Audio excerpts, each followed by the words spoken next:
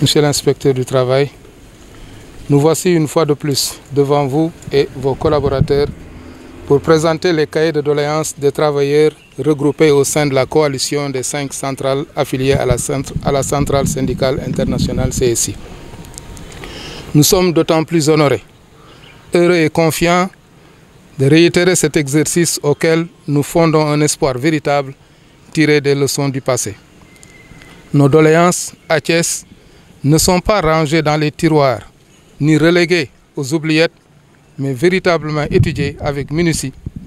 sous la conduite experte de vos collaborateurs en charge du monde du travail. Monsieur le gouverneur, nul n'ignore que le pacte national de stabilité et d'émergence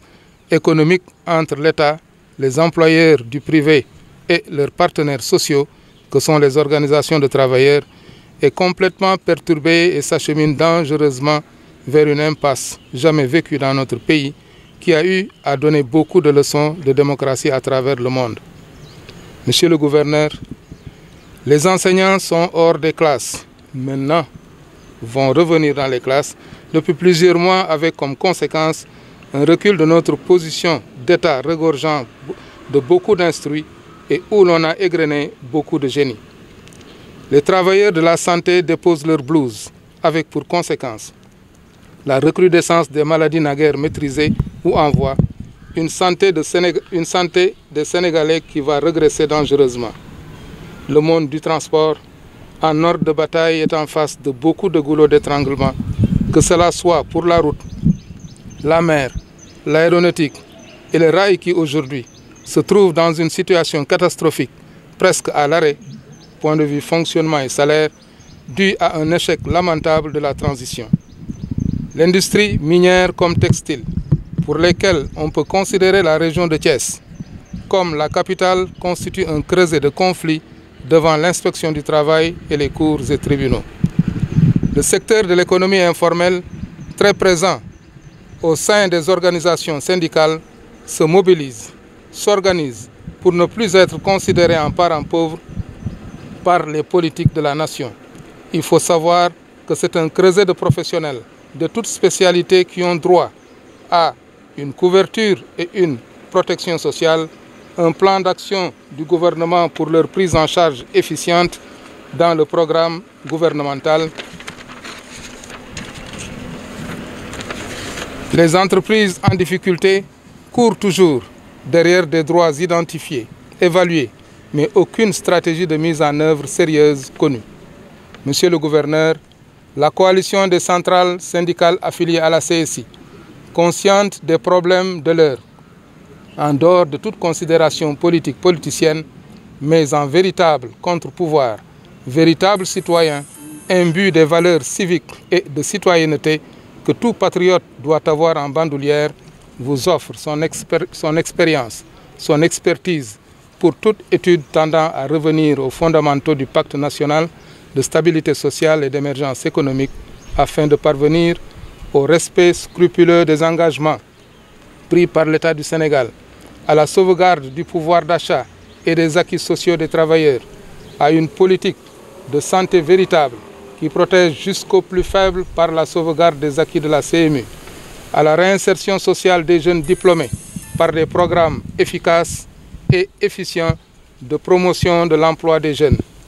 à la promotion effective du dialogue social pour une formation adéquate de ces acteurs, à la protection effective des travailleurs de l'économie informelle dans tous les aspects sécuritaires que peut espérer tout citoyen, au respect des libertés et des droits syndicaux, organisation, grève, manifestation, marche, représentation, etc., à la promotion effective du salaire digne et décent. Monsieur le gouverneur, la région de Thiès est en avance sur les autres régions par la considération que vous et vos collaborateurs accordez aux travailleurs de votre circonscription administrative. Sachez dès lors que nous accordons un très grand prix à cette collaboration que nous osons espérer non seulement fructueuse, mais encore constituant un exemple pour les autres régions du pays. Recevez alors, Monsieur le gouverneur, Messieurs les préfets, sous-préfets et vos différents collaborateurs, l'expression de notre parfaite considération. Merci. ndax tënk naa ko si français defe naa représentants yi fi nekk yëpp dégg nañ ko dama ne vraiment am naa mbégte bu baax comme at bu nekk recevoir ñi nga xam ne mooy cahier de doléance bi di gërëm ñi nga xam ne ñoo ko jiite di leen njëkk a sargal si fête du travail ndax nag dañu ne fête te ko wax fête nag njëkk a wax mbégte donc li ñu njëkk a ñaan mooy bég parce que am na ñoo xam ne fekke wuñ ko daaw fekke wuñ ko ren yàlla moo ko dogal donc ñu ngi ñaan yàlla donc jàppale merci fekk ko déwén yu bëri ñaareel bi nee naa tam doléance yi nga xam ne indi nañu ko ni ñu ko baaxoo def mooy bu ma ñëwee damay ànd ak inspecteur du travail bu ñu ko joxee ñu jox ko bu ñu paree duñ ko yàggal ndax wala dañuy wax ëpp si laax bu tàng fu muy tàng moo gën léegi dama koy woo moom inspecteur mu xool ak ñoom ban date moo leen arrangé ñu toog ñu xool saytu doléance yi am na si yoo xam ne vraiment jarul muy yegg si ministre jarul muy yegg Dakar fii si Thiès lañ ko mën a réglé bu fekkee ne am na benn entreprise boo xam ne wàccoowul ak charte li nga xam ne liggéey moo ko war a def loolu inspecteur moo ko war a réglé dina ko réglé am na yoo xam ne day laaj gouverneur dugal si loxoom wala préfet boobaa dañ ko def am loo xam ne day laaj autorité judiciaire yi dugal seen loxo boobaa tam ñun dinañ wax ak ñooñu dugal seen loxo parce que ñun ñëpp ñoo bokk ànd di liggéeyandoo même s'il y a la séparation des pouvoirs am ci biir liggéey bi lëkkaloo nañu si yenn pàcc yi ba ñu mën a waxtaan mën a liggéey li si des nag nga xam ne ñun jàpp nañ ne war na yegg si kilifa yi dañ ko yegg si kilifa yi te yeggal bi nag si kilifa yi du transmettre rek téye suñu loxo waaye transmettre waxtaan ak ñoom xamal leen ne léegi lii kat xamal leen léegi kat nii la war a nii lañ ko gisee travailleur nii lañ ko bëggee jàpp nañ ne léegi lii mën na sene te loolu dafa am solo bu boobaa kilifa yi dañ si jàpp dama si foofu def benn digression rek boo xam ne waxuma koon si français Mbaar Diop Mbaar Ndiaye bi ñu koy toxal toog nañu bloqué lu yàgg ñii demandé 3 milliards ñu population demandé 6 milliards mënuñoo déggoo bi ñu ñëwee fii yàlla def ma toog feek ñoom ak directeur général ICS ak saytu déglu population yi ak ñooñu ñu xool xam ne dëkk ñoo xam ne ñu ngi fa dëkk depuis téeméeri at nga war leen tuxal ñu bàyyi fa seen i néew ñu mënut a yóbbaale parce que am ñoo xam ne sey nañ ba pare bàyyi fa seen royaume d'enfance li tubaab bi wax fi nga yendu màgg fa ñii dugg fa néegu góor ñii dugg fa sëy ñii dugg maanaam c'est une partie de seen personnalité nga fay bàyyi war a dem loolu c'est pas quantifiable boo ko doon quantifier am na koo xam ne fi mu dëkk tey boo ko joxoon milliard du tax mu jóge fa ndax dëkkin fi la yàlla tànnal nga mëq fa suuf comme ni ko xale yi di waxee pour nga bàyyi ko dafay jafe biñ si discuter ak ñoom discuter ak ministre de l'intérieur bi actuellement qui était mooy nekkoon ministre des mines mooy Aly Ngouille Ndiaye bi mu delloo dafa dànkaafu société bi ne ko je pense que 6 milliards yi gars yi demandé lu war a mën a nekk la bu dee war ngeen ko mën a joxe jox leen ko ngeen bañ fi nekk ñuy waxaale parce que yenn mbir yi boo koy waxaale day mel ni borom li mu laaj da nga koo respecté wul sax faf donc ñu ci lañ trouvé une solution ba ñooñu population yi jox leen 6 milliards ñu toxu am na ñu dem jënd seen kër Thiès ñi jënd seen kër feneen ñii dem taxaw mooy dëkk Mbaar Diop Mbaar Ndiaye gis ngeen fa kër yu rafet ñu toxu ñu indi ko ñu ngi dëkk booru Pire léegi ñaari dëkk yaa ngi foofu léegi ñoom ñu ngi seen jàmm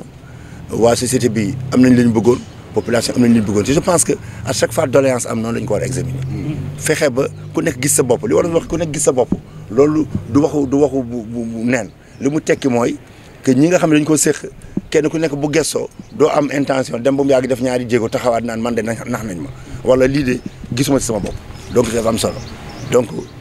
doléance tam c'est la même chose dañu bëgg à chaque fois bu ñu toogee ak yéen ak seen expérience ak seen expertise véritablement ngeen wax ñu tam ñu waxtaan ak kilifa yi ne leen ñu ngi ko jàpp ne ni ñu ko mën a waxee kilifa yi nag ne lii kat doléance bi am na maanaam noonu lañ tamit mën a taxawee ne leen doléance bi bu ñu si sago yéen travailleurs ngeen xoolaat ko parce que jàpp ne ñun bu ñu naree adhéré accompagner benn doléance war nañ ko ñun tamit mu fekk ñu gëm ko déjà parce que nit mënoo accompagner loo gëmul waaw bu ñu la convaincre wul mënoo convaincre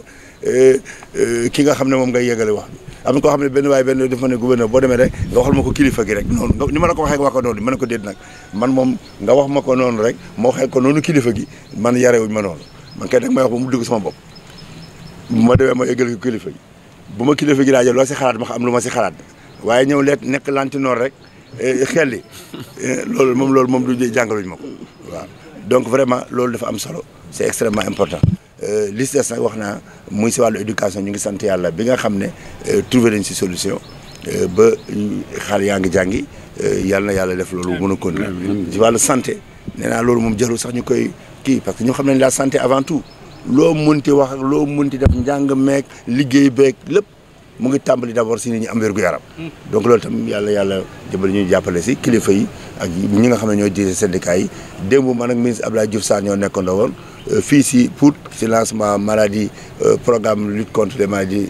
négligées donc xam nañu engagement am yàgg nañ liggéey ak moom si question boobu yàlla na yàlla daf ñu mën a déggoo si wàllu autorail bi tam nee naa ministre Abdoulaye Daouda Diallo ñëw na fi ñu dem foofu yendu toute une journée ak ñi nga xam ne waaye ñoo yore mbiru raay bi fii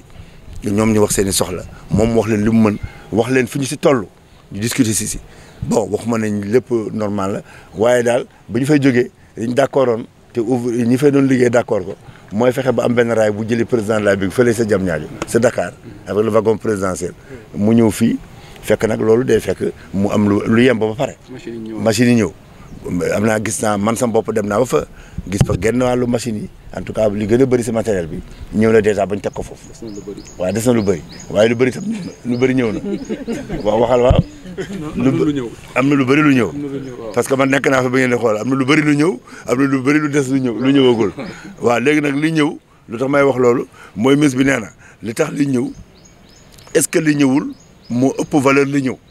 dafa naa wax jooju tamit bon loolu jaruñu ko fi tontu man ak yow parce que xam nañ li ñu si tontu woon xam naa ne daal lu bëri ñëw na am na lu des lu ñëw loolu nag ñi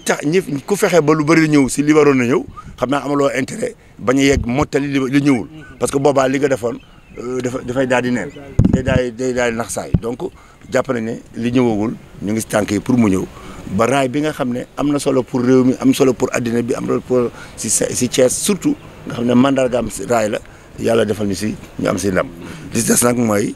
di gërëm ñëpp di sant ñëpp di ndokkeel ñi nga xam ne ñëwuñu fii te ñu toog fële si place ba xam naa bu ngeen demee di ngeen fàttaliku waxtaan saafonte loolu tamit si fête bi la bokk ñu ngi ñaan yàlla te foofu laa jeexalee mooy déwén wala déwén yi di ñëw bu ñu ko yàlla mayee ñu dem ba nga xam ne cahier de doléance yi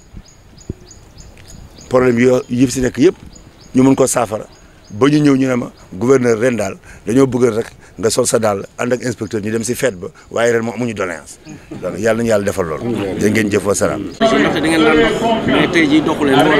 waaw tey doxuñu ndax centrale yi ñoo joxe ndigal ne nañ taje fii tey ci place Mamadou Dia ñu tafee ko fii avec les centrales les plus représentatives de SYNTES UNSAS ak CSA. donc loolu moo tax ñu ñëw defee ko fii tey Thiès ci place promenade bi mais sur les lieux de la place Mamadou Dia qui est une place quand même symbolique waaw. tey jii jafe-jafe yi ci wàllu conseil lan la. jafe-jafe yi mooy d'abord constaté nañ ni léegi transition bi nga xam ne moom la état yi waxoon ne dañ koy wéyalee pour trouver solution bu ñu génnee entreprise bi ci crise bi mu nekk transition boobu échec na ndax tey une entreprise ferroviaire lan moo koy waral mooy dafa war a am ay locomotive di dawal. amatuñu ay machine